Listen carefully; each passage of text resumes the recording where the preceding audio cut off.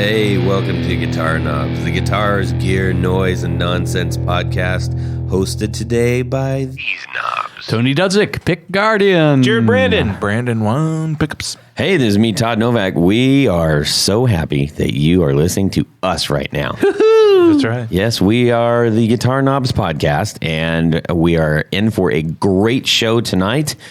Tony, what do we do on the show? We like to talk about gear. Mm-hmm. Specifically, builders of said gear. Yes. Sometimes people who are do reviews of gear. Yeah. We talk to people who sometimes do demonstrations. Yes. 101s to learn stuff. Oh, and 101s to learn stuff, Yep. too. Builders of amps, pedals, guitars, So basically, and the like. we like to talk to the boutique builders, if you will. Correct. And get their background story and what's new in their worlds and what's coming up in their worlds. That's right. That's right. And we've got somebody very special on our show tonight. Who are you, sir? I am Balthazar De Ley from sunny Chicago, Awesome. and I make amplifiers. Yes, Excellent. A lot yes, of them. yes. And some mighty fine ones at that. We are really excited to get him on the show, to get you. You're right there. You're not in third person. You're you.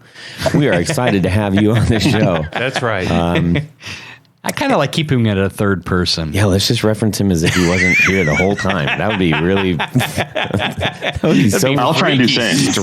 strange, right? Let me tell you what Balthazar thinks. I love it. With a name like that, you can get away with it. I mean, let's be honest. There's a story behind that, which was that when I was beginning my amplifier company, I was kicking around for all kinds of names. And after a couple of weeks of that, my friends had an intervention with me, and they were basically like, dude, when your name is Balthazar and you're starting a business, Exactly. it's Yeah. already been chosen for you. Yeah, You don't have any work to do. You got the easy part. yeah. So You Hence- automatically have free reign to start a shipping line, to start Right. a liquor company. To I feel like it's a good Bond villain kind I of was a going to name, say, too, yeah, if know? you ever wanted to be a Yeah. villain in a movie, that's a perfect name. a jewel thief. Yeah. Welcome to the Balthazar Corporation. Yes. I mean, there's nothing. We make it's evil. terrifying. There's nothing you can't do. Love Oh, it. goodness. Although ice cream might be a little bit weird, like Balthazar. Yeah, ice that is cream. weird. It's like It's a little heavy. scary for that. flavors. So how did you come to have the name Balthazar? How Obviously, did it I was come your to have the given name name. Balthazar? It's a weird origin story. So my parents were living in the UK, and they were all about all things glam rock. So they moved to London. They moved across the street from the Chelsea drugstore, from the song "You Can't Always Get What You Want," and they. And their friends all had this kick where they wanted to name their children after villains, and so they had a friend who named a kid Othello, and I was next, and I got Balthazar. Nice. So yeah, Wow. That's amazing.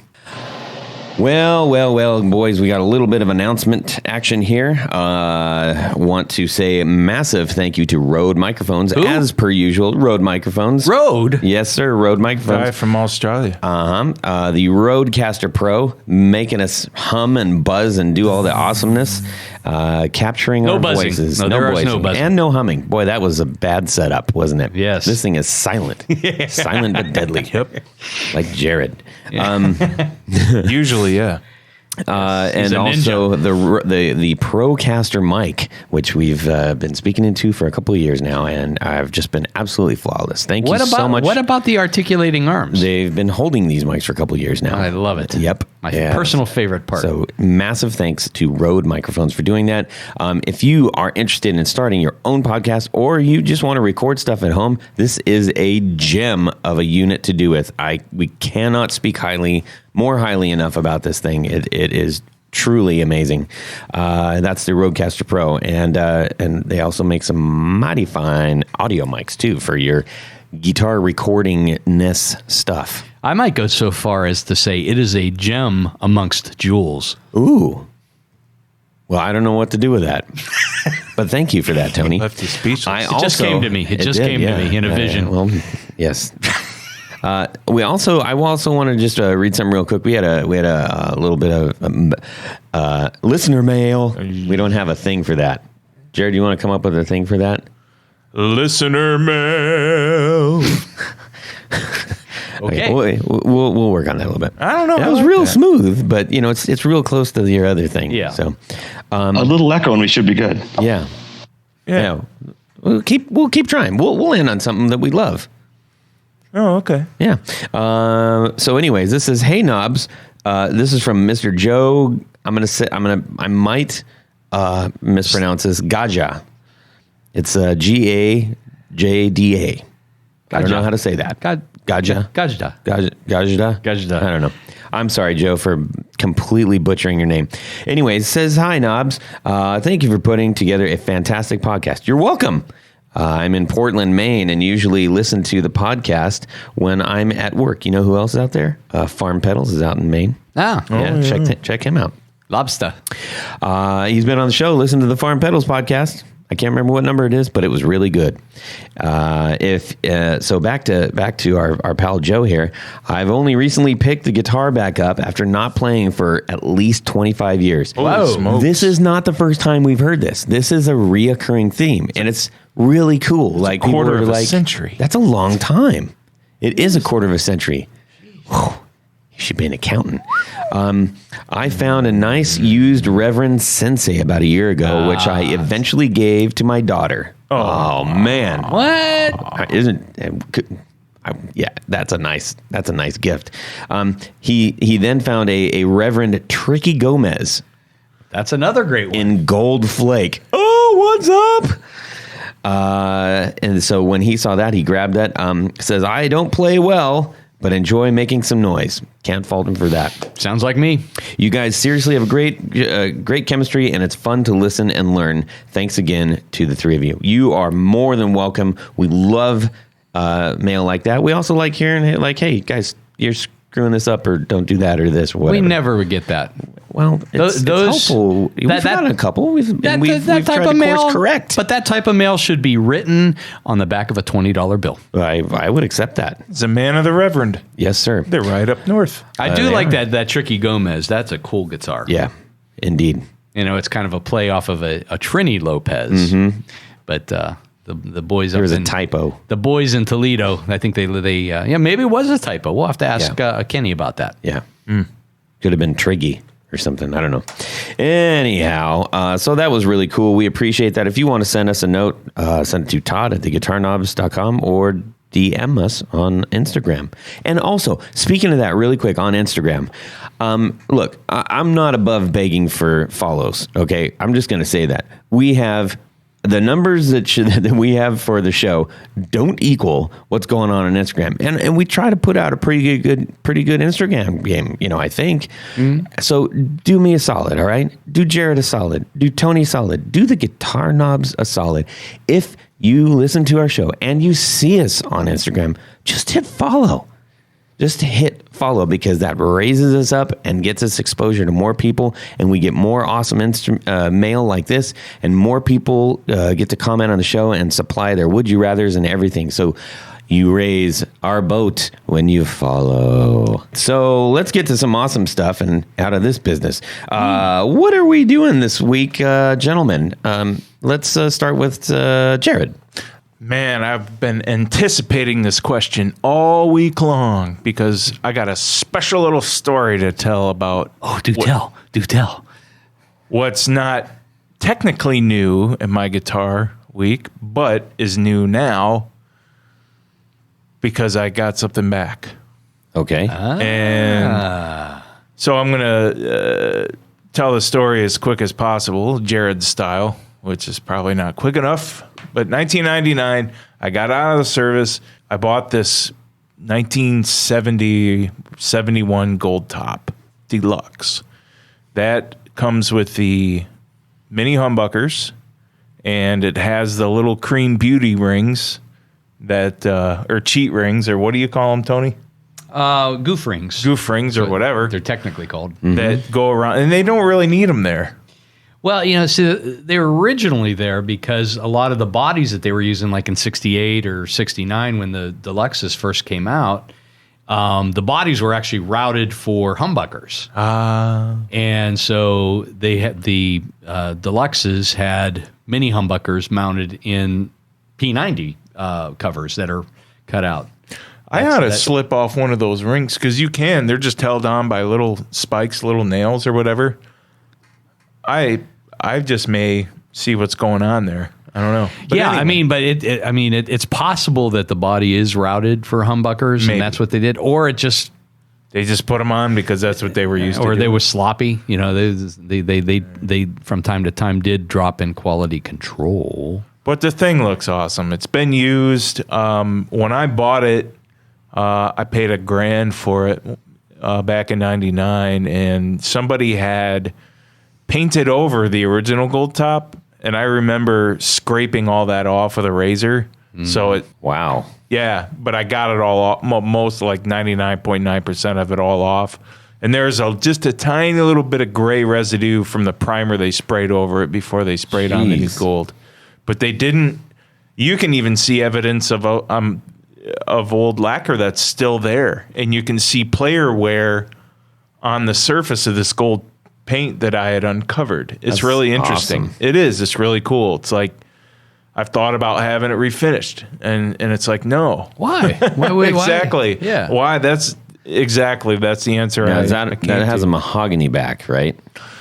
But, is it- they were essentially the same. Yeah, it's pancake body. Right. So it's so The only reason I was asking is I saw one recently about that they called a dark back, and I'm not. It was a vintage. I don't remember what year it was. But no, essentially it's mahogany or It's all mahogany, yeah. sandwich mahogany with a maple top. Yep, and that's what it is. But anyway, I got hard up for money about 2001, 2002-ish, and I sold it to a friend of mine. And over the years, I've said, hey, man, I'll buy that guitar back. And he's just kind of wanted to hold on to it because he loves it so much.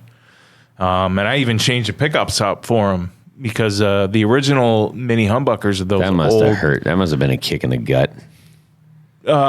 Just to like have it back and not be able to have it back.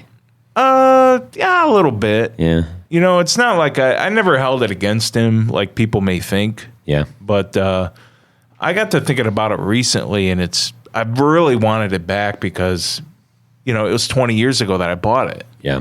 And I didn't have any money when I got out of service, so I literally took a loan out for $1,000. That's commitment. From a loan shark. Well, basically the bank was, Yeah. it was easy to pay. I paid back. I got a job and all that, whatever. But Okay. So anyway, I got it back. I paid a similar price to get it back, Nice. and I have it back now. So you didn't get you didn't gouged. bring it in? No, I didn't bring it in. No What way. the heck? I didn't bring it here. I love that guitar. Brother. What So- does that say about us? That says a lot. Yeah, I guess so. You're more than welcome to come over to the See how studio it is now. Yeah. and play it. You guys come to my house. You can look at any of my guitars, Todd. Thanks, Tony. Anytime. I appreciate that. Come on out to the house, play it as much as you want. Anyway, I bet Balthazar would let me see all of his guitars. I'm about to talk about one. Oh, bro. yeah. Will he drive all of them here into the probably studio? No.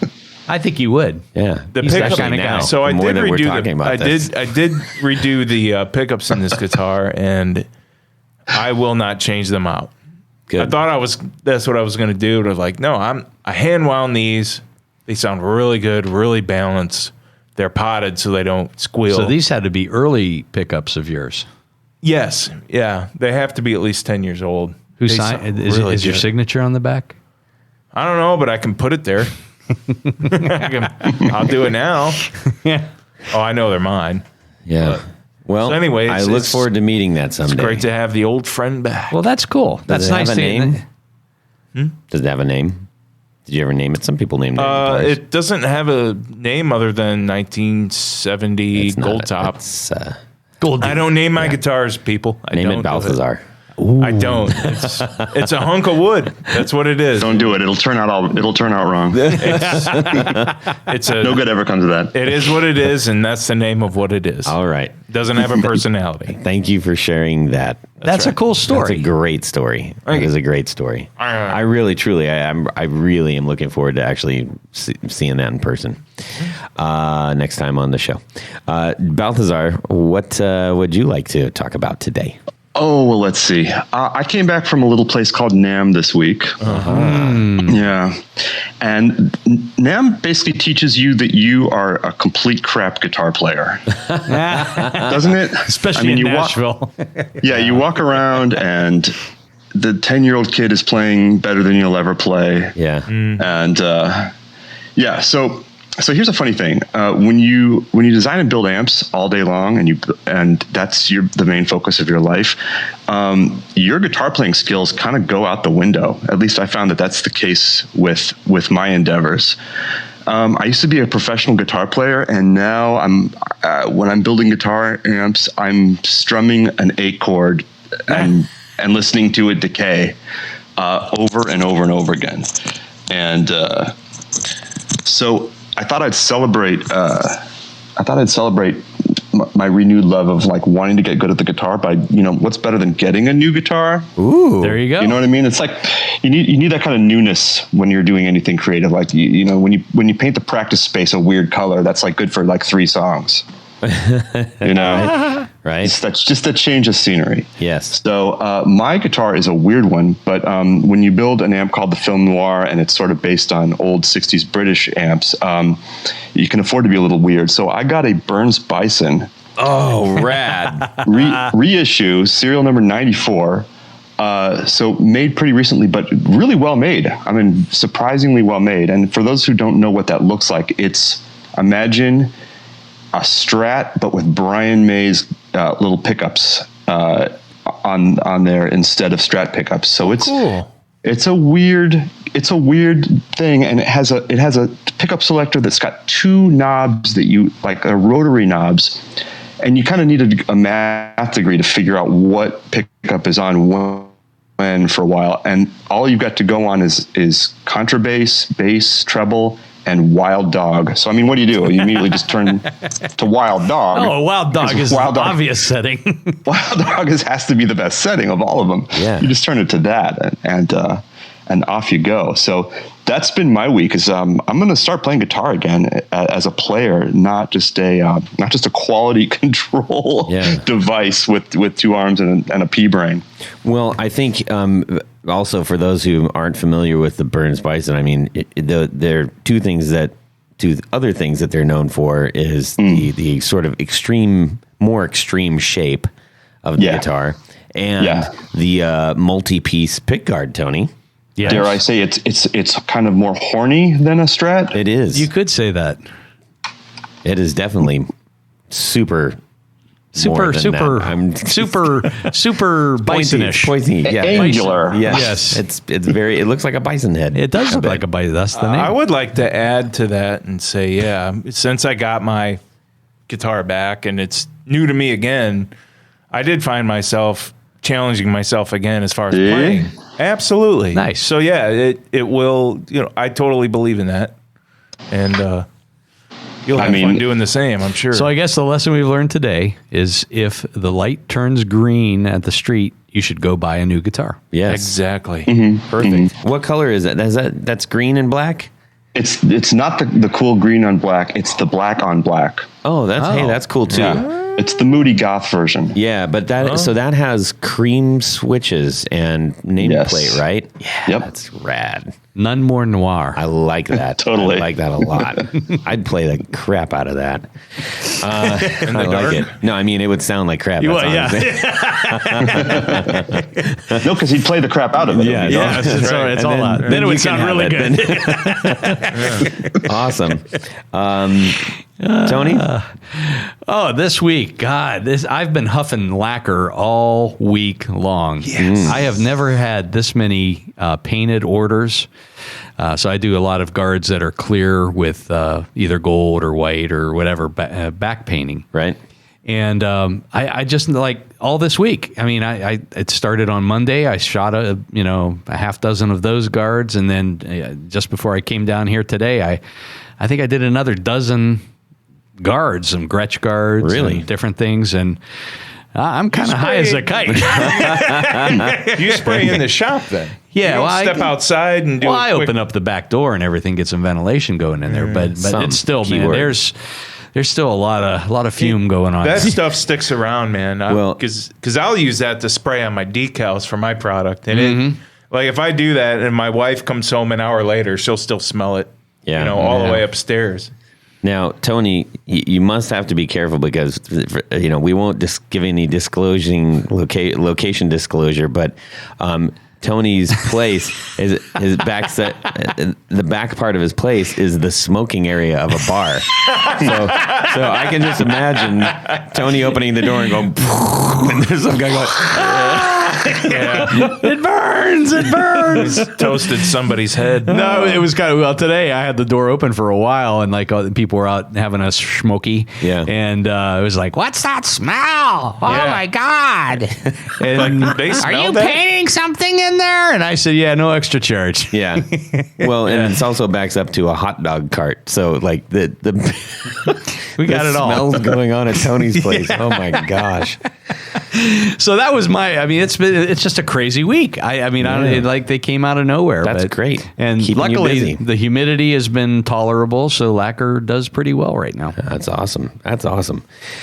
For me, I set up my music. I got a music stand. So whenever I'm kind of messing around with pedals out that are off of my board, I've been using a music stand so I don't have to constantly bend over and fiddle with the knobs and stuff on the floor. So I put them all on a music stand now and play it, just standing because that's how I like to play. I can't play sitting down and I won't.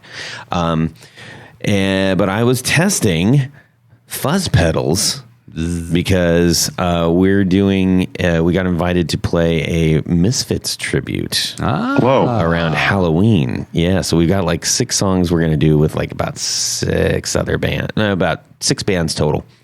And everybody, they're doing a backline with a Marshall stack and a bass and the whole 9 yards. And it's just going to be every 15 minutes a band comes on and knocks out 6 or so songs, and I think and Ramones too.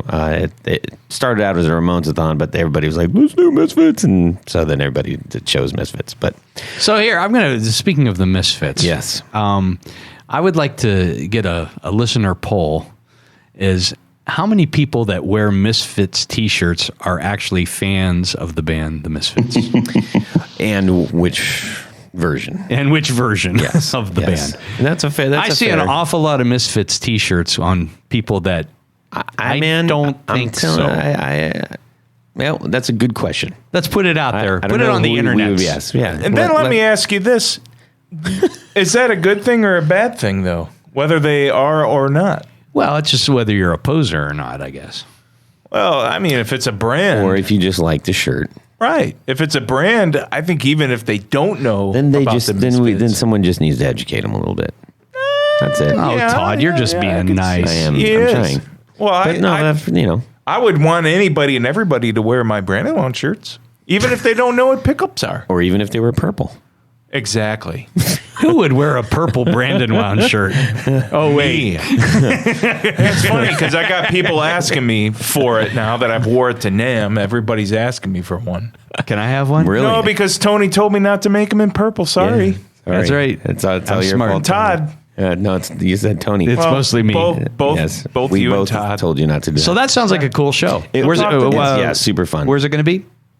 It's going to be at the big room at okay. CD 1025 radio station. Yeah, so it's going to be a real hoot, blast. Oh, that'll be a blast. So, anyways, one of about 2 of the songs we're doing require some pretty decent fuzz action, and not the kind of like hippy dippy like psych fuzz, like grinding like big gnarly fuzz. So I'm excited about that. Well, we've had a few of those pedals come through here that would probably do the trick and then some. On the nose there, Buster. Anyhow, woo-wee, that's a lot going on in our music world this week. We hope that you are having an exciting music world this week as well. That was a great show. We'll see you later. All right. No, it's not. You know why? Why? Because this. 1, 2, 1, 2, 3, 4 on the floor. All right, Balthazar, we need to hear your 4 on the floor, buddy. Which is tough when you have 11 on the floor that you need to whittle down to 4. Fine. Right. All right, I'm going to start. There's going to be kind of a theme here, which is modern things that do old things better than the originals, in my opinion. So the first one is the Caitlin bred Naga Viper, which is ostensibly a treble booster, and I got really into treble boosters, but I always wanted a treble booster that would do what a treble booster did, but like maybe one other thing, right? Because it's you play with a treble booster and you kind of get where Brian May might have been going, or where Black Sabbath was, how they were getting some of their tones, Or Mick Ronson. or Mick Ronson, Partois, and then you realize that's kind of like all it can do, and it would be cool if it could do a little bit more. So guess what does a little bit more? The Caitlin bred does a little bit more in that you can, for those that don't know what a treble booster does, it's an ice picky, peaky treble boost on your guitar signal. Wow, what if you could make that boost not as peaky and not as wide? What if you could make it a little bit lower or higher in frequency, make it a little more full range? Mm-hmm. And so that's what that pedal does. And it's kind of a sleeper because nobody of the Caitlin bred pedals, nobody really raves about it. I don't hear many people talking about it, but I think it's a pretty great tool that takes a treble booster from a one-trick pony to a Swiss Army knife. So That's from awesome. one cliche to another. There you go. Perfect. And in that vein, I think number 2 would be my Full Tone Full Drive 2. That's a pretty solid pedal. That is a pretty solid pedal. And that, again, I was working in a guitar store at the end of the 90s, early 2000s, and we had a box full of non-functional, semi-functional, weird-sounding vintage fuzz faces. And I thought, wouldn't it be cool if there was a fuzz face that just, somebody made a fuzz face that sounded the same every time. Fuzz faces can sound thin, they can sound thick, they can sound bright, they can sound dark, they can sound just totally weird. And along comes the Full Tone Full Drive 2.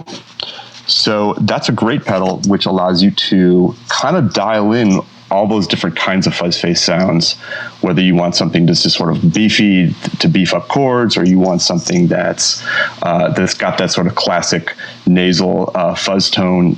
It's got that. So pedal number 3 is another sort of a modern update on an old thing, and that is the Strymon El Capistan, which is a drum echo and a built-in reverb that I'll get to later. That's a good one. It is a good one. I worked for many years for the Smashing Pumpkins, and one of the things that I would repair for them were these vintage Benson echo racks with a rotating drum delay, which is a whole different sound versus a normal tape echo. So what I love about that is you can dial in the sort of amount of wear that the delayed drum is going to have in the El Capistan. In the case of the original, you just have to live with it as it is. But in the case of this pedal, it's an update of the oldie, and you get to have that if you want, or you can have a pristine delay. And then it also comes with this really strange reverb that I think is attempting to be a spring reverb, but is kind of nothing of the sort. It basically just puts your guitar into a dark cave. And who doesn't love that? So pedal number 4, I think, would probably be the most basic bro of all my pedals, though. Basic bro. Hey, man, nothing better than a basic bro. Yeah. Your pedals are basic, bro. This is my this is my basic bro pedal, which is my beat up but still working, totally stock 90s Proco Rat. Oh, hey. There it is. I was afraid you were going to say Tube Screamer. Yeah, me too. Nothing wrong with that either. Nothing wrong with that either, but no, that's not the 4 on the floor. Maybe if we get to 6 on the floor, the Tube Screamer makes an appearance. So, what do you love about the Rat? The Rat is so this rat is so right the way that it is. What's up with the weird filter that allows you to totally tame, the high end of a screechy guitar, or boost a little bit of high end on a Les Paul if you want a screaming lead out of that. Oh man, I mean, it's been with me this entire time. And so that's an original rat, right? It's an original. That's an original rat, which knock on wood is not going to break anytime soon. Now, we've had Big Ear on the show, and famously, they've got a pedal called the Woodcutter, which is named after the builder who signed his name Woodcutter. Which is his last name on the inside of the pedal. So it'd be worth opening that up and seeing if you actually have a woodcutter. I did not know, and maybe I do. Yeah. Maybe that's why you like it so. Yeah. Maybe so. Apparently that's the one. Whatever that guy did, everybody loves, that's the golden one, I guess. So woodcutter, no woodcutter. I stand by this one. Perfect. That's perfect. Well, that's a solid 4. Yeah, man. On the floor. I like that. Good stuff. Good stuff. Well, speaking of other solid things, like amplifiers, we have Balthazar De Ley on the show tonight, and we're super duper excited to learn about his amplifiers. And you got a brand new one out, which I'm personally excited about. I like combos. I'm a combo guy. And as am I. Yeah. So, and not only that, but we kind of unknowingly, I think, to steal a term from the last pedal, we kind of broed out a little bit on. I had a post that I did of a Selmer amp that I found in Nashville, and I just lost my mind when I saw this, knowing full well there's no way I should buy it because it had way too many knobs and push buttons, and it looked like an old hi-fi system. And I bet you're talking about a Zodiac. Yes, that's exactly what I'm talking about. Yeah. It was gorgeous. Gorgeous amp. See, it looked good. Yeah. But how would it sound? Well, I remember telling Tony, I said, I feel like I would be happy gutting this and putting something else in it. It's so beautiful. Why would you gut it? Well, and if you're buying it from Carter, it's going to work. I understand that. But people hear with their eyes anyway, Sure. You know how it is. Anyway, so we unknowingly had a little bit of a connect back then, and then we kind of tippy-tapped on a few other connections, and I said, holy smokes, I got to get him on the show. So here you are, and you have a very, very interesting backstory, which you actually have got going on in a little video clip that I saw. The origin story, right? Yeah. So I as soon as I saw that, I was like, this is awesome. I hope nobody sees it before they hear this show. I got to tell it again. Yes. Here, I'll just bring it up on my phone. Yeah. Well, first of all, let's do just a real quick tease with your new product, and then we'll go into the semi Wayback Machine. So the new product is, I guess, in keeping with the theme of my 4 on the floor, which is, modern updates of older things. And the new product is takes a lot of what I learned from researching Selmer stuff, and I downsized it to something that was a little bit more club friendly, a little bit more small stage friendly, and that got me to an 18 watt amp that kind of captures the spirit of some of the louder or larger Selmer amps from the early 60s. Very, very cool. And talk about the voicing on that a little bit. I think that's an interesting kind of a thing. The voicing is weird, and the details of that are often a little too nerdy to be honest to share. But what I can say is that it's a 50 watt amp. It started off as a 50 watt amplifier with EL34s that was pretty clean and pretty chimey, and didn't really sound like a lot of other stuff around at the time. And it for reasons that, like I said, are electronic in nature. It's a weird circuit. It stays clean for a really long time, and then it starts to break up in a kind of a cool way. And if I could say anything about it, something about it really just loves distortion pedals and fuzzes. And that's actually the way that I originally... You have my full attention, Mr. The way that I first saw it being used actually was when I was working for the Smashing Pumpkins, and they were often using these really older the better Selmers with a fuzz in front of it.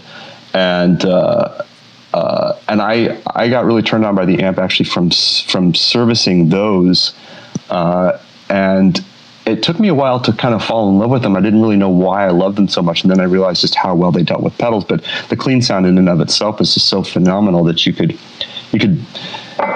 essentially you could turn it up all the way and then let your volume knob on your guitar, determine how much distortion there was. So I really dug how it backed off into cleanliness, if you will, from there, and then also could be boosted in this. It just sounded phenomenal when you put a fuzz in front of it. Mm-hmm. And so that was all great, but the Smashing Pumpkins can play as loud as they want. Yeah. Yeah. Enter the 18-watt version.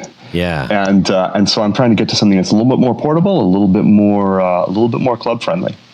And let's just kind of talk about okay, so the Selmer that we're referencing, the Zodiac, right? Yeah, sure. Is it's an alligator, a gray silver alligator. Indeed, Martian alligator. Yeah, with gold anodized panels and a black and silver sparkle, black, silver, and gold sparkle, a grill cloth. Mm-hmm. And I mean, if you're not salivating already, there's more. It does have a band down the middle, and it's oh my gosh, it's that's the most beautiful. I couldn't compose. I still can't compose my thoughts talking about that. Oh my! We should mention the Magic Eye. The Magic Eye. Was the Magic Eye functional on your Zodiac? Was that that's the push button, right? That is the thing in the front. There's a little tube that is supposed to flash in time with the tremolo. Get out. Mm-hmm. I'm not getting out. I'm here to stand by the Magic Eye. Now I want it even more. But your update, what is really lovely about yours is that you're incorporating your actual stylings. It's like a Zodiac and a Balthazar had a baby. We're meeting in the middle. Yes. We totally are. Yeah. Does yours have a Magic Eye? Magic Eye TBA.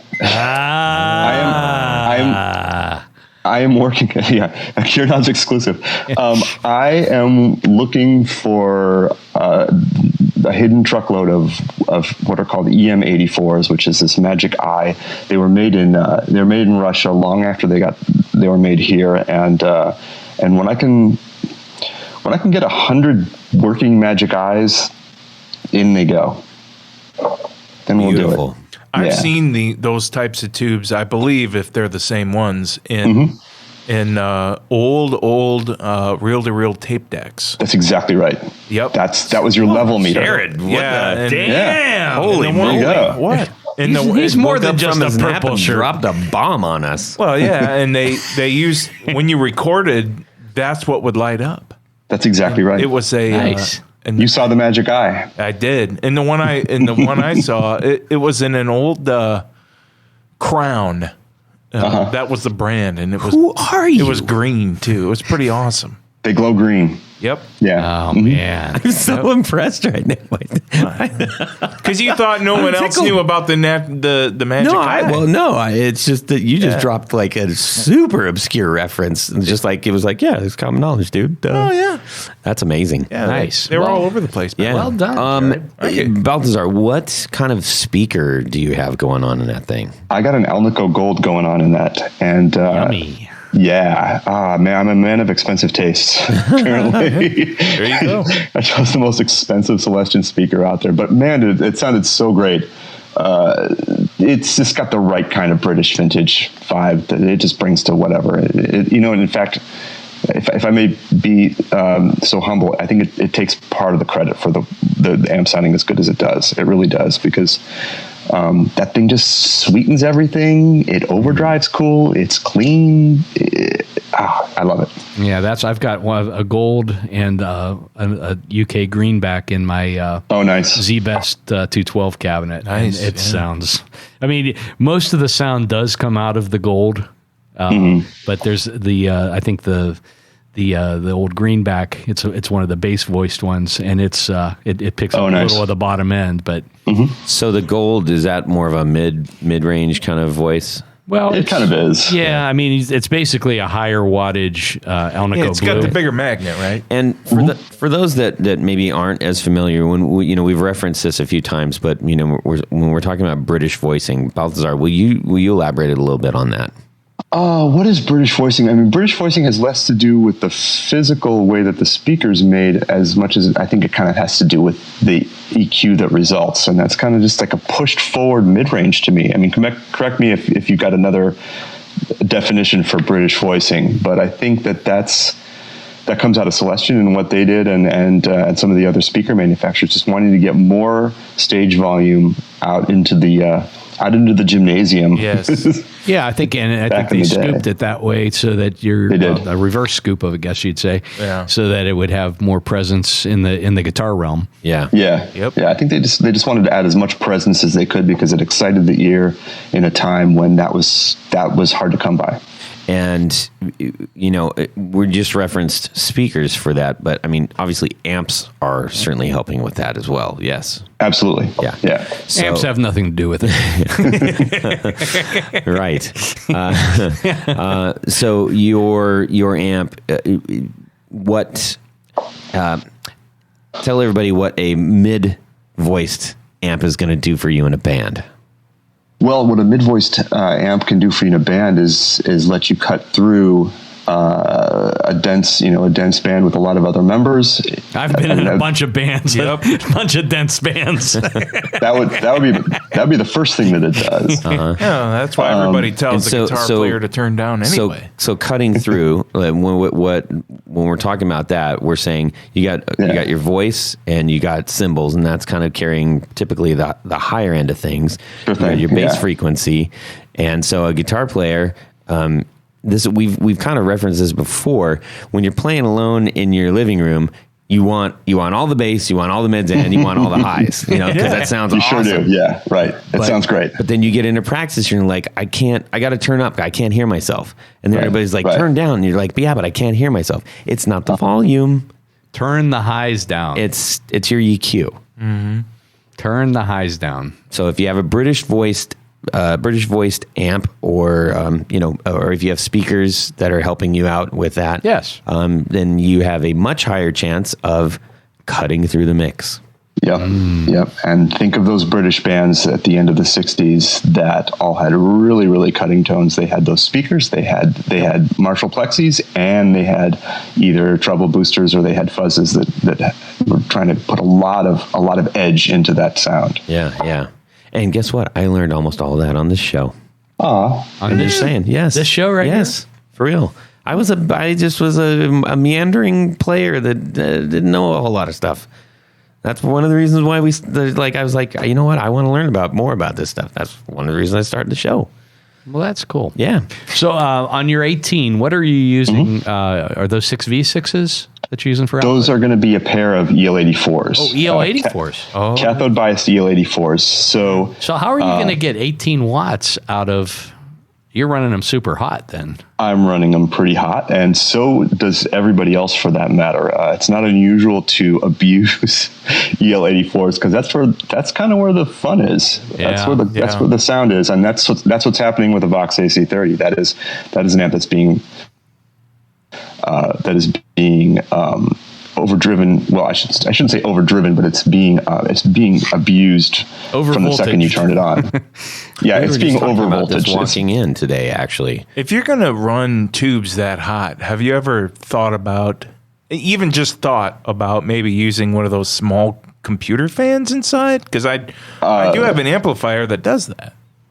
I remember that in the 90s. I remember some people that would come through town that would have where I lived that had like orange amps, and they would run fans because the 90s were pretty loud. Yes, in so many ways. In so many ways.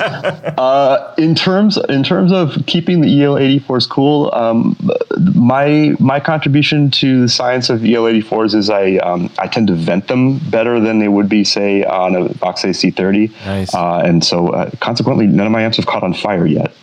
Yes. Right on. That's man. great. And well, they may not have caught on fire, but get ready. This is a bad one. But they look like they're on fire. Well, that would bring up the Instagram post announcing the interview for the show. Can someone explain to me what on the whiteboard? What is up with the underwear on fire? Oh, you don't know Wooly? So that's from a pedal builder named Champion Lecky. His actual name is Wooly, and he's been on the show a couple times. He's a fan favorite, and it's certainly a favorite of ours. But his whole thing is underpants. I think it's great. Underpants and skeletons. It's fantastic. Sometimes skeletons in underpants. Yes. Oh, wow. Yeah. The underpants are fun fire will color. do that. Yeah. But legitimately, we can talk a little bit more offline, but he's got some pedals that would probably sound pretty amazing in front of your amp. Yeah. Right on. Now, that's actually another question. Do you suggest people are plugging in to the front of your amp, or do you do an effects send, or? I don't have an effects loop, so I want people plugging into the front. And, everybody talks about pedal platforms, right? So it's kind of has it become a cliche yet? I think everybody says their amp sounds great with pedals. The thing I like about my amp is, it's a pedal platform with a little bit more personality than you might be used to. So I know all the kids today are going back to Roland jazz choruses, which is awesome, but I want my amps to have a little bit of breakup, a little bit of to-be goodness that adds even to the clean sound of the guitar. And so, I think that happens when you plug into the front and you don't have an effects loop. That's not to say I won't ever introduce one if I love the way it sounds, but I kind of like how, the delays get a little bit distorted when you're running the amp kind of hard. I like how, some of the more ethereal effects kind of get a little edge to them. Right. When you do it that way. Right. And then your actual you're more famous for the head units that you've created in the past, and that's all front end, right? That is also all front end. There's no effects loop. And how you want to get into those a little bit? Yeah, sure. That is sort of the flagship that started it all, and that is inspired a lot by like a 1962 Selmer treble and bass. The treble and bass is a little bit different than the Zodiac we talked about earlier, in that it's it's 1962, but it's almost as loud as a 50-watt plexi. Pretty clean and loud at the same time, and that's the amp that, like I said, going back to the work that I did for the Smashing Pumpkins, that's the amp that I heard being overdriven with a fuzz that sounded so great to me. And as a matter of fact, I was actually repairing one for another client in my shop, and a guy walked down the hall who I didn't know very well, who had a space in my building, and said, "Dude, what is that amp? That amp sounds incredible." And I said, "Not only does it sound incredible, take a look at this amp." And he was like, "Oh my God." And when I was done repairing it, he borrowed it for a couple hours, and I couldn't believe the sounds that were coming out of down the hall. And I knocked on his door. I'm like, "Man, what is that amplifier you're playing?" He's like, "That's the amp you've been repairing." Like, it is? Okay. Wow. So, I guess, like I said in the origin video on my site, we were going to pretend like never happened. No, everybody needs to go watch that. That was where the path less traveled opened up to me, and I was like, there's something kind of cool going on with these. Yeah, for sure. So it's a little known amp. I mean, it is. Just about every other amp's been covered, but I don't think anybody else is doing that, man. I think I'm alone right now. Yeah, that's a good thing, man. Yeah, it is. You found a thing. That's right. And those, so the Film Noir. Is that that's a 50-watt amp, right? That's a 50-watt amp, and it's now coming with an extension cab that's 212s, Celestion creambacks, and that is a flex back, so that can be opened up or run as a closed back cab. Right. What made you go with the creams instead of the greens or golds? Just the lack of mid scoop. The greenbacks have a mid scoop that I love. I played through them for years, and when I heard when I heard the Creamback, I was kind of like, wow, this is great. It's great to hear a Celestion speaker that doesn't have that scoop, and I just loved what I heard. Yeah. It's a little higher wattage too, isn't it? A little higher wattage, 65 watts. Oh, yeah. Excellent. And it's so it's not a 412, so it's still giggable. It's still Not that giggable. you can't gig with the half stack. I mean, I see loads of people do it, and it's like, wow. It all depends where you point the thing too. Sure. If you can tilt it back, the other thing is, does an Uber driver want to take your 412 to the gigging back? 212 is fine. That fits in the trunk. Yeah, for sure. I think you have done an excellent job with the styling of your amp, because, look, let's face it, you don't want an amp that's lame looking. There are amps out there that are lame looking. We can be honest about that. We won't name names, but we know some of them, and there are amps that are really cool looking, and I really dig how you have locked into the style of your amp. It is a beautiful amp, and Thank you. Hats off. That's hard to do. It's hard to kind of find a look, It's hard to find a look. I saw them at NAMM. I thought they were awesome. Right on. Yeah. Well, let's see. So we're gonna take a quick departure from your new amp, which I'm super psyched about, and your flagship, which is also incredibly cool, and it's gotten you this far. But your actual history that led you up to this point, that's where I'd like to kind of like the origins talk about, because it's really, really interesting. And if you are choosing an amp or a pedal builder or a guitar builder, knowing where that person came from and how they started and sort of what experience, especially when it comes to amps, yours is it's important to where you're at right now. So let's talk about that a little bit. Yeah, it's super important. You first. Ask me anything. All right. Actually, I'm gonna do a super brief micro interval real quick, or what do you call it? When they an interlude. Yeah, when the intermission, the dancing hot dog and fries comes by, it's an intermission. Yes, but this pertains to this. Okay, weird a little bit. We had a question from a listener named Nick Janner. And he said I got a question about rigs of the guitar gods of the past. Why were they so simple compared to modern rigs? And I don't think he's just talking about just the amp, like what somebody needs to have in order to play. From guitar to amp. From everything in between. Guitar, and everything in between. Right. I thought that was a fantastic question. I've actually been sitting on it for a while for the right time, and now's the time. That's a great question. That's a good drop, I'm excited about this. Yeah. So, gentlemen, I open the floor to you. Yes. Tony? Got to have a curly cable. Yeah, of course. They're back. I think a lot of it has to do with, basically, just technology alone. I agree. What they had back then. That's what they had now. Yeah. Yeah. I mean, they had what they had back then, and you had to, put together and make art out of what you had. So I'm going to push on this question a little bit, because I think where he might be going is like they were so simple, but we love those sounds.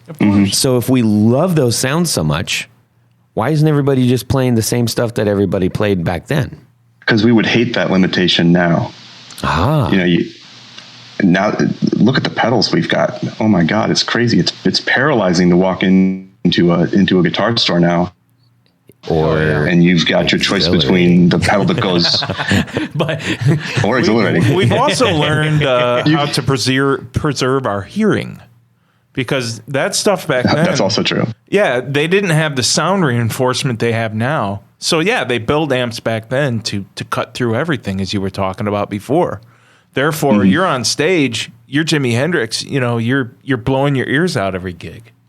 Speaking of Hendrix, I'm thinking of a picture that I remember that a paparazzi took of Jimi Hendrix leaving his own gig, and he himself is carrying his fuzz face and his wah pedal. Yes, right. It's great, and you get.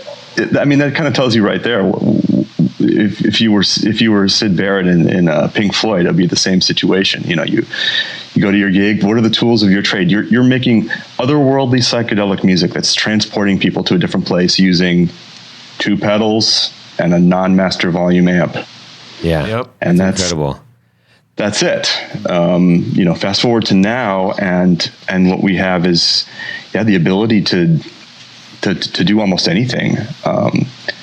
I don't know. Does that mean that players now are supposed to answer to an even more outlandish calling? Like, should you just be able to completely take a guitar to a totally different sonic place? I mean, that's kind of what you're being invited to do when you walk into a guitar store now. Yeah, that's true. I think that also kind of goes into like how are you as a player? Yeah, you're totally relying on everything else except your playability. You know, I have heard that in some people's opinions that craft has actually gone down as a result of technology that we have and an immediate sort of almost there-ness. Like, you can get pretty dang close to anything you want without having to put quite as much effort into it. Mm-hmm. Mm-hmm. And you know, fair to say those rigs of the past probably weren't very forgiving. Probably and not. now it's like you can get a lot of forgiveness on stage. You really can. I know I do. There was a time in my touring career where I switched over to I will not name it, an early modeling amp. And I remember getting off of that tour and realizing that it had changed the way that I had played, because it was so forgiving and it was so undynamic. And that was kind of a cool thing for a specific time and a kind of music. But I remember thinking to myself, I'm like, I used to have a Vox AC30 that I would turn way the hell up and put a pedal or two in front of it. And that was what I was doing. And this gave me all kinds of versatility I'd never had before. I could get clean, I could get dirty, all the touch of a button. It was all MIDI controlled. And then I was like, wow, I just don't have the same touch that I had after that. Right. You know, so there's something to be said for both ways. Obviously, we love all the options we have now.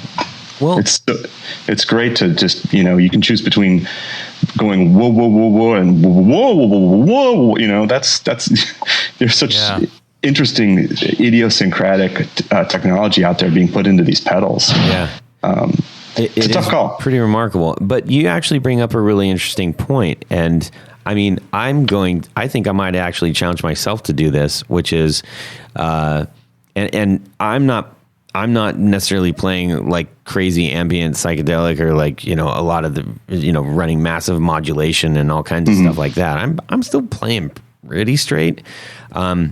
Getting comfortable playing with the pedals you have. I think an interesting challenge would be, okay, cool. Play your practice set with the pedals you have and then play it just straight through the amp and see, like, obviously that may not exactly sound the same from effect perspective, but it's going to reveal probably a lot more flubba-dubbery that you might be doing. Probably, yeah. You know, or to quote Wooly, your sausage fingers. Sausage fingers. Right. So that's an interesting way to go about this, I think. I think I'm going to try that next time I practice. Don't we all kind of hide behind distortion a little bit when we're young players? Oh, for sure. Absolutely. Yeah. You know, that covers up all kinds of flubbery. I like flubbery, by the way. I mean, I remember a time where I didn't have enough money to go out to buy a distortion pedal or an amp that had good distortion. I had to use a tape player and plug into the mic and then, you know, turn that gain all the way up to, the mother of invention. That's just how we got by back then. That's how Keith Richards did it. Absolutely spoiled. Well, so anyways, that's a really interesting question. Thank you to Nick Jenner for sending that in. Yeah, that's cool. Yeah. Please send more questions in like that. It was great. And I think it was at a perfect timing. So thanks, Nick. Talking about, you know, them old days, I guess, if you will, how did you come up in all this business, man? Yeah. I know that's a really big question. So maybe we can just start with like, what bug bit you and how? What bug bit me? So I said earlier that my parents were big glam rock fans, and I sort of grew up with with Ziggy Stardust and T-Rex as my kind of like my nursery rhymes. Yeah. By virtue of my parents, and they had a love of music that they never really. You know how we all have this music we love when we're 17, and then we stop, and that's just kind of where it's at. So they never really stopped. They just kept on exploring music, and they kind of gave me that love of music. And where did I go with that? Let's see. I started off playing bass, and I spent most of the 90s on the road playing bass and then guitar. I was in a band called Hum, and then a band called Menthol. We actually came out to Ohio a fair amount. Let's see. It started in Athens because that was the first place where we could get a gig outside of my hometown then of Champaign. Great party place. Great party place. There was some. Is Cincinnati the one that has the laundromat meets, or at least in the 90s, the laundromat meets rock club that I want to say was called Sudsy. Well, there's one in Columbus right now. Is that Sudsy Malone's? Oh, I don't know where that is. Sudsy Malone's, that might be Cincinnati. Okay. Yeah, there was Stashes, I remember. Yes, we loved our Stashes here. And then there was a lot of Euclid Tavern in on the east side of Cleveland. Yep. Yeah. Yeah. I gotta admit, I'm a little bit stuck on like your mom singing like Fox on the Run with like silver lipstick and stuff, you know, as you're going night to your lava lamp. It kind of worked that way. Yeah. It was pretty funny. That's awesome. I wish I would have grown up that way. I think if you were exceptionally loud one night, did they yell up and you say, Balthazar, what's all the noise? And you said, hey, it's a ballroom blitz. Oh, come on, Tony. All right, I can do better. That's rough. I need more time. Okay, so anyway, and we didn't even talk about Sweet. We talked about Ziggy Stardust. Yes, indeed. So, anyways, back to Balthazar, Tony. Let's talk about Balthazar. Yeah. So, okay. So then you dipped into guitar and bass. So then what happened? There was guitar. There was bass. There was the 90s. There was touring in the 90s. There was record making in the 90s. So you were a touring musician in the 90s. As a touring musician, yeah. Yeah, I pretty much was on the road for most of that decade. And then I got off the road and tried to figure out what I could do staying in one place. And that was audio engineering. So then I recorded bands. And I spent about 10 years doing that. So I worked mainly out of Chicago. And that taught me a lot about guitar tones. I mean, that was what I was doing full time, was just recording rock bands. And then when you say it taught you a lot about guitar tones, did it teach you a lot about guitar tones from just like, oh, these are guitar tones, or did it teach you how? Like, did you learn like, oh my gosh, that sounds terrible, I need to know how to fix this? Well, a lot of I need to know how to fix this. I mean, to the extent that I could fix things that were wrong with the way that a guitar part would sound. I learned what I could and couldn't fix. I couldn't make people play better. I couldn't, there's nothing I could say or coach anybody that could make them a better player in 5 minutes. Sure. And I had to learn that, because at first I was like, what can I do here to make this, to make this go better than it's going? And I had to kind of learn that like there wasn't much. The person was already bringing the skills that they had, and they were either going to have them that day or they weren't. Luckily, they usually had them. So I spent about 10 years doing that. And then somewhere along the line, I became the guy in the studio that could always be called upon to fix things. And why? And I don't I don't know.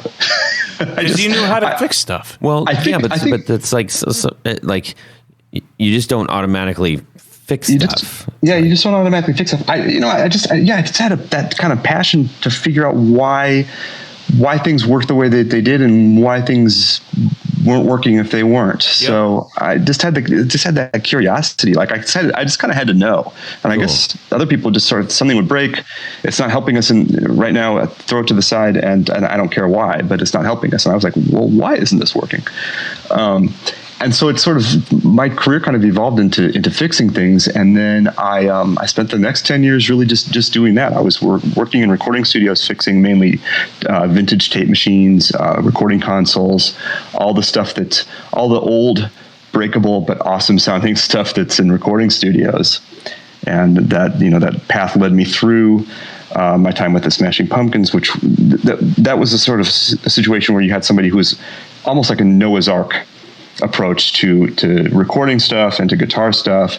And at first, I actually kind of walled myself off from guitar world. I just wanted to be responsible for the recording stuff. And then when things kind of got slow, I would look for ways to contribute. So I was like, hey, I'm not doing that much. I'm going to start working on this guitar amp.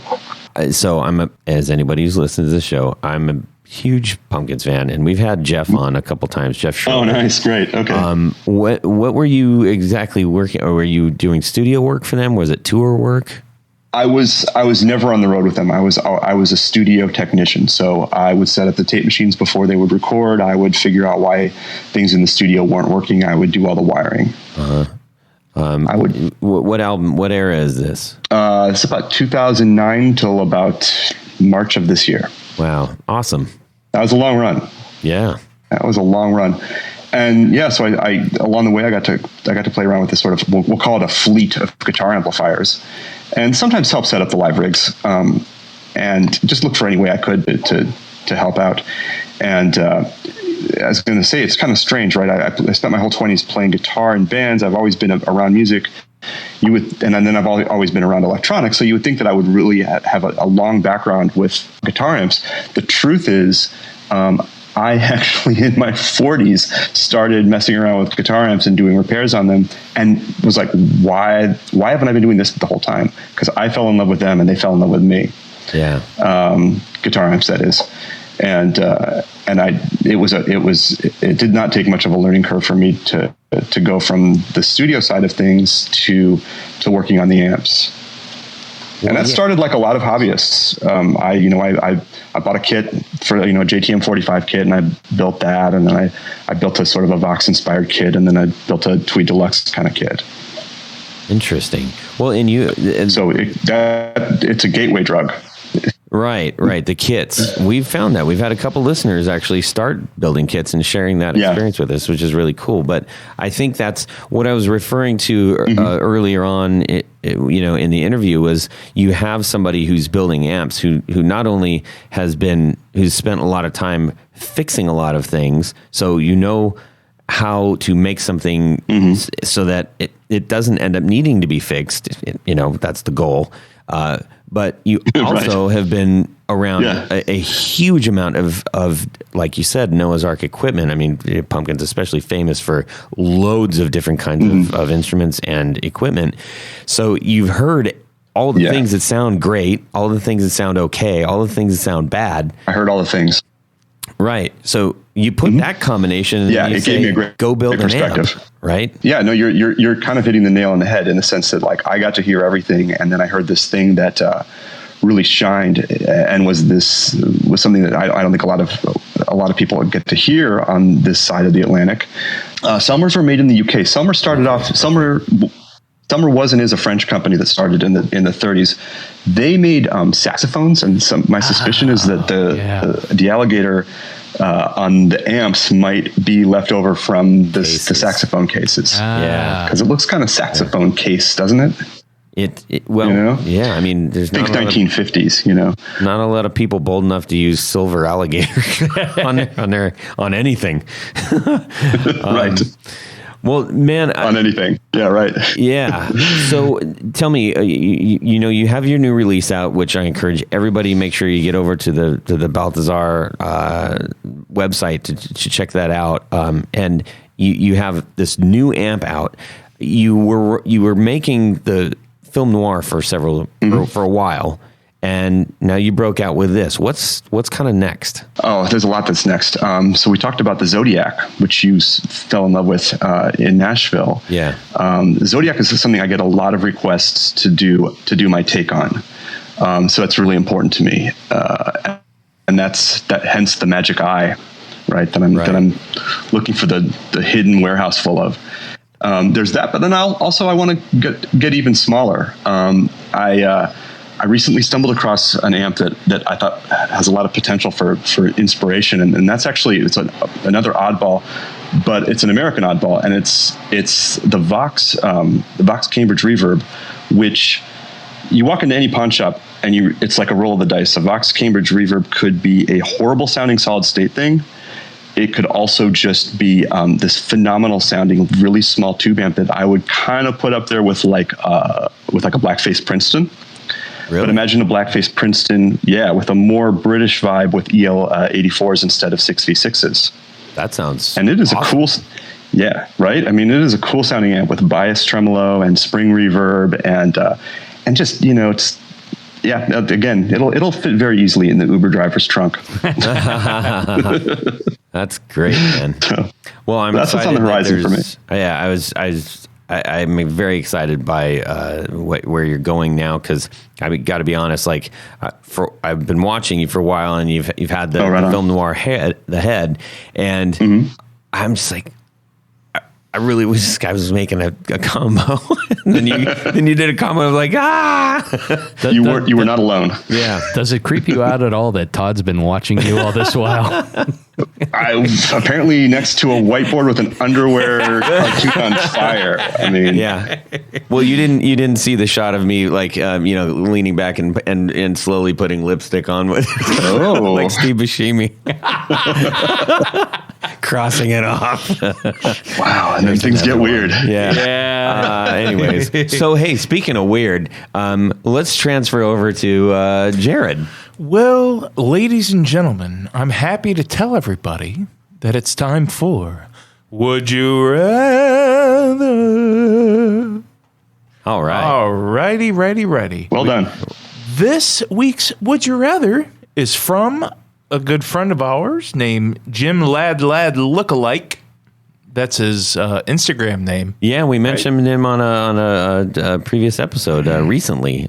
He just sent in a bunch of stuff, so we'll take it. All right. Oh, one of the things he sent was a really good Would You Rather, and he is from Bristol, UK, in a band called The Stiff Joints. Yeah. Maybe he's a little up there in age. I don't know, but why else would they call it that? So Maybe he's got arthritis. I don't think it has to do with that. Anyways. maybe. ahead. I'm just speculating. Yeah. So would you rather completely forget how to play all musical instruments and relearn from scratch, or forget all of the music you've ever heard? I got to tell you, just really quick, when I saw this, I actually got sad. Like, and I'm not making a joke. I actually kind of got sad that could happen. Is that something to do with that Beatles movie? No, nothing to do with everybody the Beatles forgets movie. about the Beatles? No. Which is a great movie, by Anyways, the way. Mr. Baloney. Wow, that's a tough one, because when you think about it, so if you can remember all the music, at least you have those memories and you can kind of hear that. And, to not be able to play something and have to relearn. I mean, I remember how horrible it was to learn Kumbaya and Michael Rowed the Boat Ashore kind of things using the Mel Bay system. Man, you sucked. Yeah. Wow. Just kidding. I'm going to go with forgetting how to play the musical instruments and having to relearn them. Okay. That's what I'm going with. I think it's the lesser of two evils. Okay. I mean, at least I have to agree.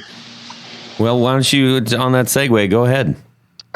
First of all, it's kind of a terrifying question, right? Because we're all kind of cursed with this love of music and playing it. It really is. I agree. And the thought of having to do with, I like Tony's idea because at least it maintains the possibility that you can get back to where you were. Yeah.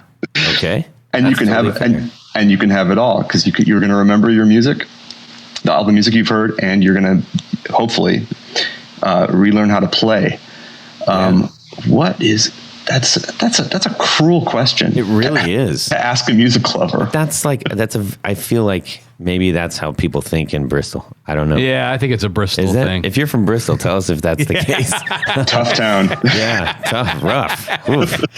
Holy mackerel.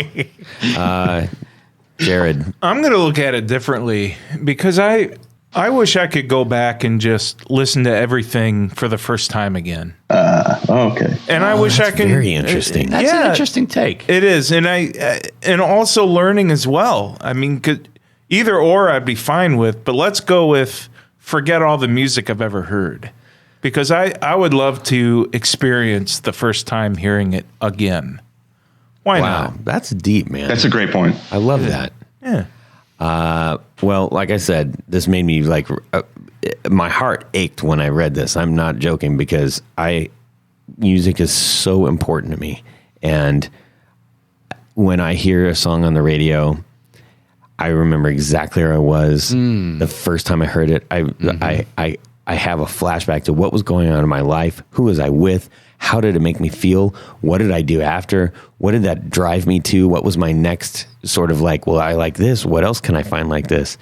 And those musical memories, like from songs I heard ages ago, I still know all the lyrics to it. It comes on the radio. I know where every cymbal hit is. I know everything because it was so impactful to me, and I wouldn't trade that in for anything. If I never played another musical instrument, I wouldn't trade that in for having that music impact my life in the way that it did. I think that's great. Because that's what drove me to make music. Mm-hmm. I want to bring up one more point on my decision. I mean, say you actually tonight. Say you actually get your wish. You get your wish and you forget everything you've ever heard. It's not a wish. It's a curse. It's a curse. Not really. If Achy Breaky Heart came on the radio, I wouldn't miss that reference one. that? You would enjoy it. I would not enjoy that song. No. If Enter Sandman came on the that's radio, another terrible song. there you go. Well, of course, I'm bringing up terrible songs because Why? Because it's the first. You wouldn't turn the channel right away. You would listen to hear what it is because it was the first time you would. Yes, I would. You would. I would because you'd never heard it before. It's hard to put yourself back into that mindset, but you would. Like, okay, let's flip the switch. Are you changing your mind right now? No. Let's go from bad to good. Stairway to Heaven. Yeah, what about it? Listening that for the first time again, that would be awesome. But see, that's the magical thing about music, and not to quote Doug Henning, but that's a throwback. I heard about him. I never saw him or anything. Anyways, the same thing when you hear that on the radio. The reason you go yes is because your brain goes like, "Hey, remember that thing?" Yeah, it's not like you are hearing it for the 100th time. You're hearing it for the first time again. Wow, hearing it for the first time again. I'll give you that. Thank you. I appreciate that. Of course. Oh man, what a great question. Thank you for sending that in. That was maybe one of the deeper ones that we've had. Yeah, that's something you would ask when you were high.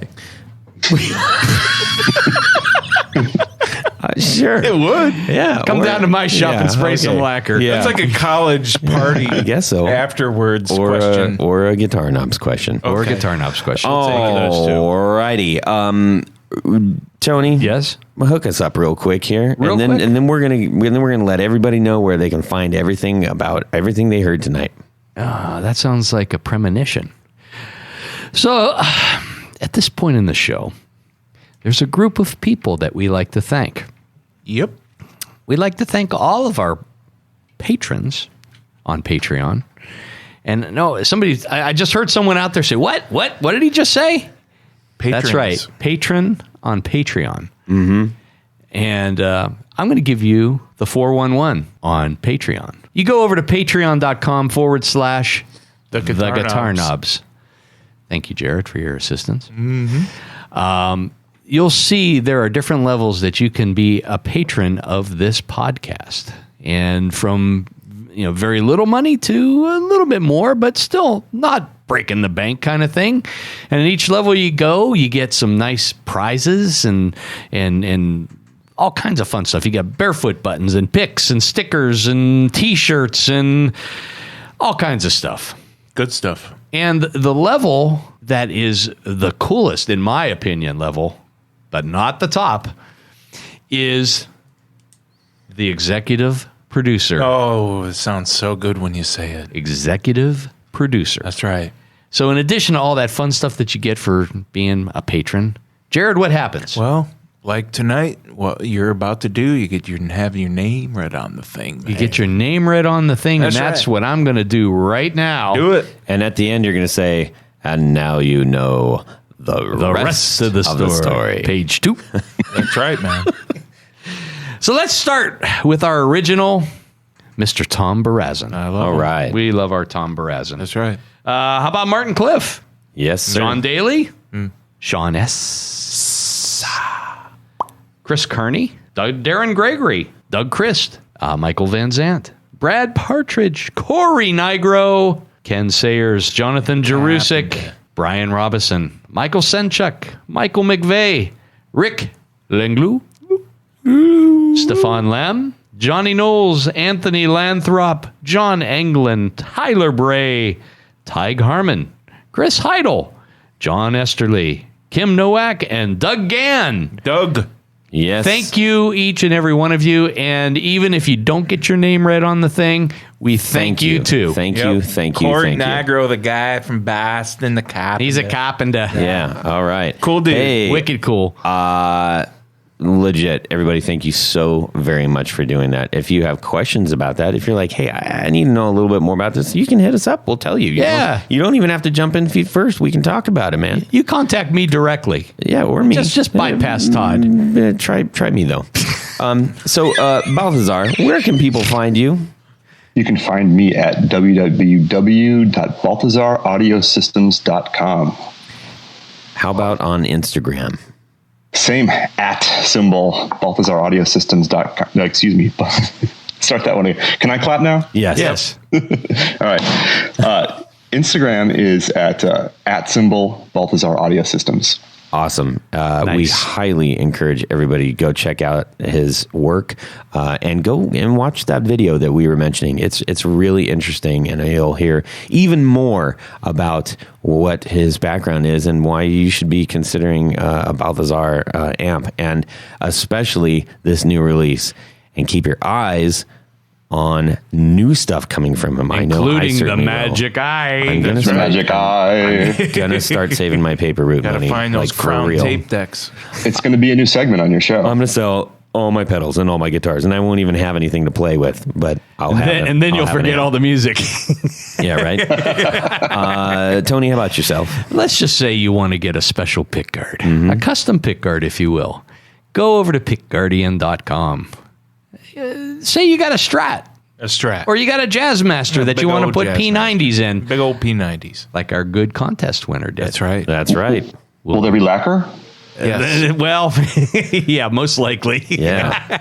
We'll get some lacquer in At there least somewhere. lacquer thinner. Hey, but that's There a you good go. point. I want to just step on that real quick. Is we had for our patrons, we had a special giveaway where we gave away a set of Brandon wound pickups of their choice, Lucky. and a custom pick guard from Tony. That's and right. we're going to do more stuff like that with other builders and all kinds of stuff. So Yes. that's another reason. I'm just saying. Free magic eyes, maybe. Everybody wants Indeed. Free Zodiacs. Oh boy. Anyway, But hook them anyhow, up to just go over to pickguardian.com. There's a link to get to my email. Shoot me an email. Other contact information's there. If you want to see some of the cool projects that I've been working on, go to the Instagram, and that's pickguardian and the number 1. awesome. Your 20 minutes are up, Jared. If you need stuff, just go to my thing. If you need pickups, go to BrandonWildPickups.com and feast your eyes on what you can buy. That's right. Right. Anything you don't see, get a hold of me, Jared at BrandonWildPickups.com. And he does a fine job, I Thank have you. to say. Yeah, I've absolutely. been happy with everything he's done for me, I get and asked. you'll be happy too. I get asked about the guitars and that I play every show. I love you guys. I'm You're the best. legitimately great stuff. Thank you. You can hit me up on Instagram. Just send me a direct message at Guitar Knobs. You can also shoot me an email, Todd at theguitarknobs.com, and we really look forward to hearing it. Send us your Would You Rathers. We would love to read those on the air, everybody. And questions. And questions. Yes, absolutely. Yep. provoke us into answering questions. It's not really the same. I was going to say like provocateur. Anyways. All right. Everybody have an awesome weekend. Thank you so much to Balthazar De Ley of Balthazar Audio Systems for joining us tonight. We were looking forward to this, and you delivered, man. It's been a pleasure. Yep. So exciting. Thanks so much, All right. Everybody, we'll talk to you later. Have a great weekend. Subscribe! Yeah. No, I got a sandwich. Ooh. What did I eat last night? I just need one more because I'm a nut job, right? What did I eat last time? See you later. Get liquored up here for 4 on the floor. I got the burger, right? I'm not following you on that. I don't follow you. I got something with fries. Keep your filthy paws off my silky drawers. Okay, anyway. It was some melt turkey. It was a turkey burger That's right. You asked for more fries. with that bacon chipotle mayo. Didn't have any cake. I ate that burger so fast I can't even remember. I didn't have the soup. I had something else, so I know I did. I should have said I want the basket of fries. Should have. We will just weather the course. Wait, is that right? Stay the course. Stay the course and weather the storm. That's right. Right. And then I had the sweet potato fries, and I had something else beyond that. Well, that's it for these knobs. Please visit our Patreon page at patreon.com/theguitarknobs. Visit our website at theguitarknobs.com for all of our past episodes, 4 on the Floor blog, and other good stuff. You can connect with us on social too at our Facebook page and share your gear and stories on our Facebook group. Also, be sure to check out our Instagram at Guitar Knobs. Catch you next time.